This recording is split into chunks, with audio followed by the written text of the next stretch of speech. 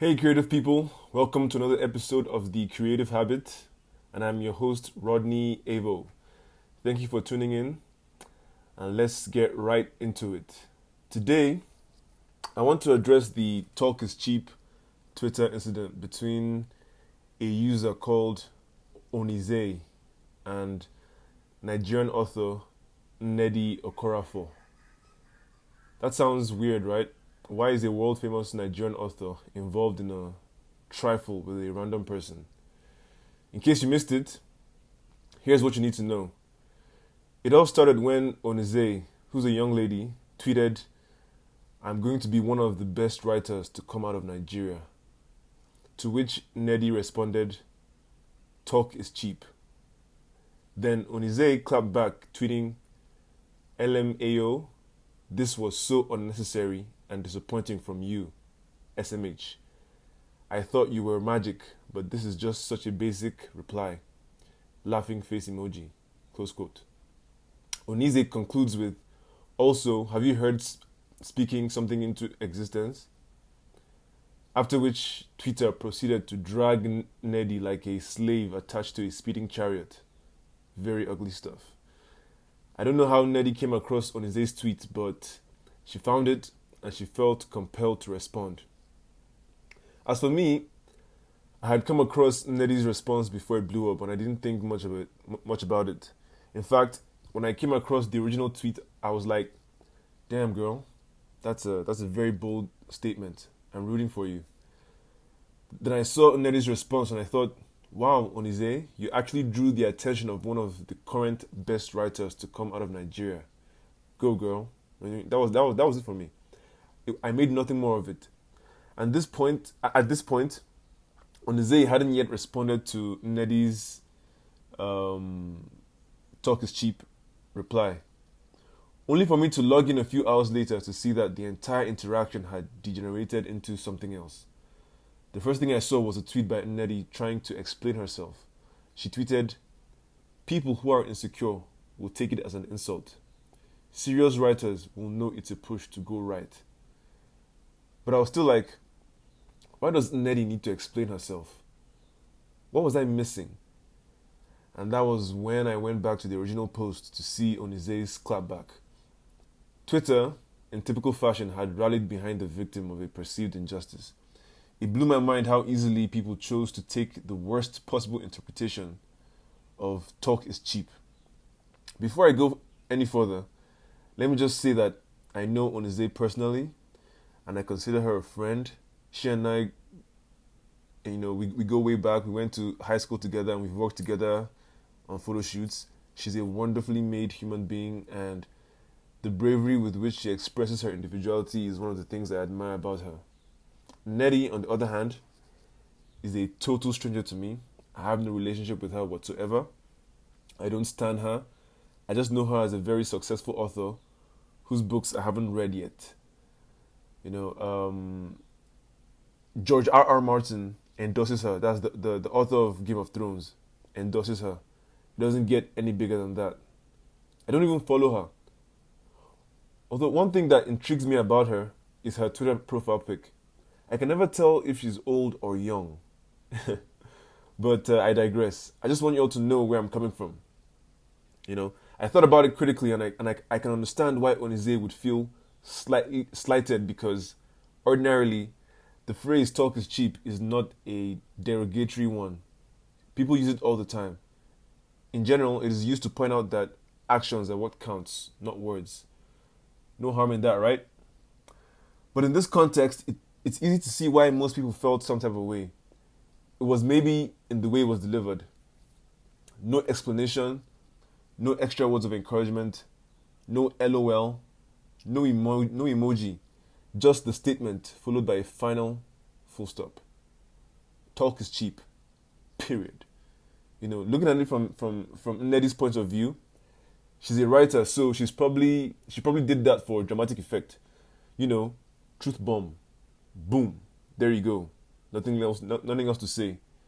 And she assumed she was talking to a kindred spirit, maybe. Someone who would get it. A young, ambitious girl who can take a few hits. She never imagined it would turn into something else. Nedi's only fault is assuming that she had something in common with Onize. At least that's how I see it, or that's what I'm getting from this whole incident. Anyway, I was honestly flabbergasted to find that majority of Twitter had interpreted the talk is cheap response as a personal attack on Onize. Everyone had an opinion as to why Nnedi deserved to burn in hell. Without even questioning her intent, they assumed she was out for Onize's blood. Some thought it was rude and unnecessary. Some thought it was condescending and demeaning. Others said she lacked emotional intelligence.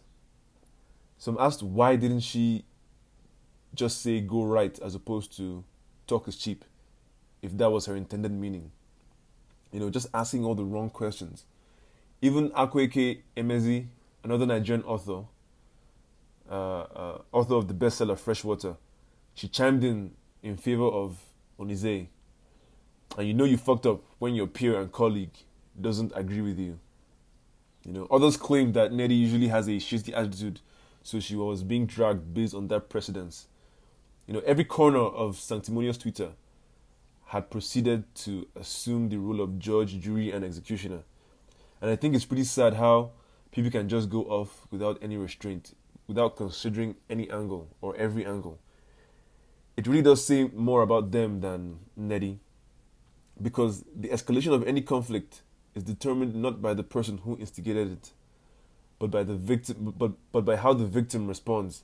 And I believe that Onize's response was the catalyst for the way things transpired, mostly because Nnedi's own tweet was still open to interpretation.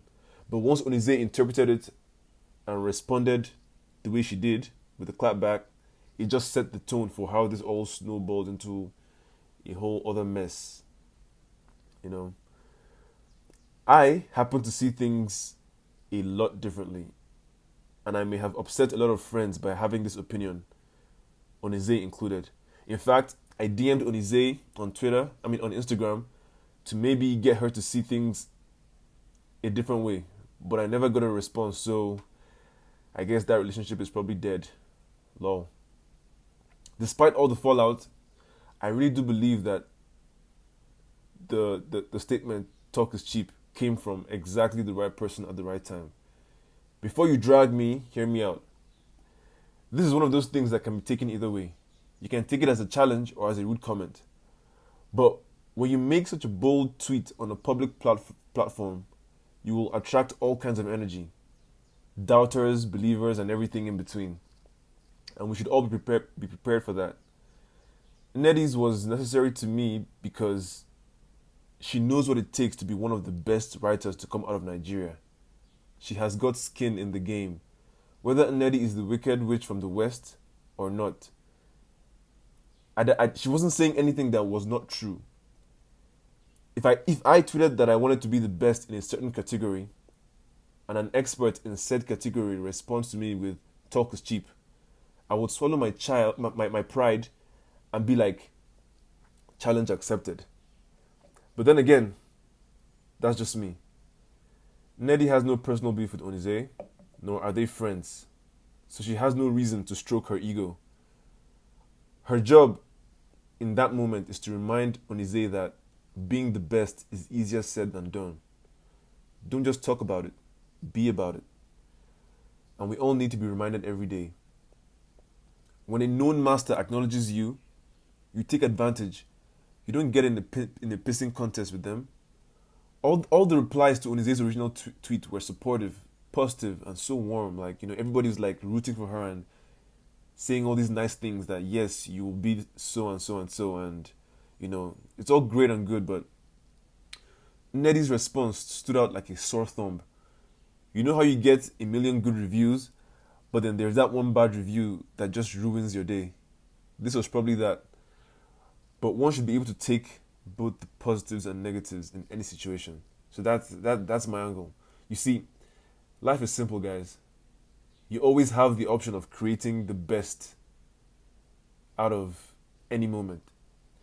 And when you get the attention of your idol, especially when you're starting out, you do everything you can to turn that into a relationship. you don't clap back for, I don't know, maybe Twitter clout or retweets or whatever else people do these days. I mean, I'm not saying that's why Onise did it. I'm sure she had some, real issues, but it just seems that way. But then again, that's just me. And another thing I'd like to point out is, people make a lot of larger than life statements about their hopes for the future. And very few people will see them through. That's facts. Instead of letting Onize's tweet disappear into the abyss of forgotten bold statements, Nnedi held her accountable. Unlike everyone else who told her what she wanted to hear, Nnedi challenged her with an uncomfortable truth. And I guess that's the crux of the matter here. Most people can't handle uncomfortable truths. We all want to be cuddled and hyped up when we have achieved nothing at all yet. Achievement is very dark and lonely. All the outward vocal support you receive from friends and family accounts for just 20% of your success. The other 80% boils down to your being able to confront those uncomfortable truths in those lonely dark moments of doing the actual work. You don't speak anything into existence without doing the work. Remember that. And Nnedi knows this better than anyone. And she wanted to make sure that Onize knows that too. But alas, it all degenerated into something else entirely. Of course, I may be completely wrong, and Nnedi is just a bitch who derives joy from pulling others down. But anybody who knows what's up knows that the truth is the truth, regardless of where it comes from and how it is delivered. Understand, the most useful lessons you will ever learn won't always be taught, they won't always be taught with kindness and care. They won't always be delivered with sensitivity. They won't hit you like fluffy pillows in a wet dream. They won't come in nice little Tumblr quotes or anecdotes. The most important lessons and criticisms will hit you like a ton of bricks, full of jagged edges, and dust will get in your eye. They will come in the toughest, most bitter pill you will ever swallow. They will sting like a million bees on your precious ego. It's up to you to extract the message from the mission, to synthesize the experience into wisdom, to listen and pay attention to what that moment is trying to tell you. If you sit around expecting the truth to be delivered to you on a platter of gold, you will spend your life complaining about how unfairly you're treated and how everything is against you, and you will get very little accomplished. You will play the victim all your life without even knowing, and you will suffer for it. That said, I wonder what the narrative would have been if Onize's response was different. Because I think if she was okay with the talk is cheap response, Twitter would have ignored the whole thing. It just goes to show that people are always looking for any reason to be offended, any reason to act holier than thou, and this is a good example. Let me just say this. I am now really looking forward to Onize's books. I'm looking forward to her career as a writer, author, and beyond. The internet does not forget. We were all witnesses, and this is now public record. In the next 5, 10, 20 years, they will come with their receipts to see what's up. They will hold Onize accountable. The stakes are higher now. This is not just tweets for fun now. This is like, now we want to see who's going to be the best writer to come out of Nigeria in a couple of years. I also can't help but wonder how much worse this would have been if a successful male author had made that same statement. I shudder to think about it.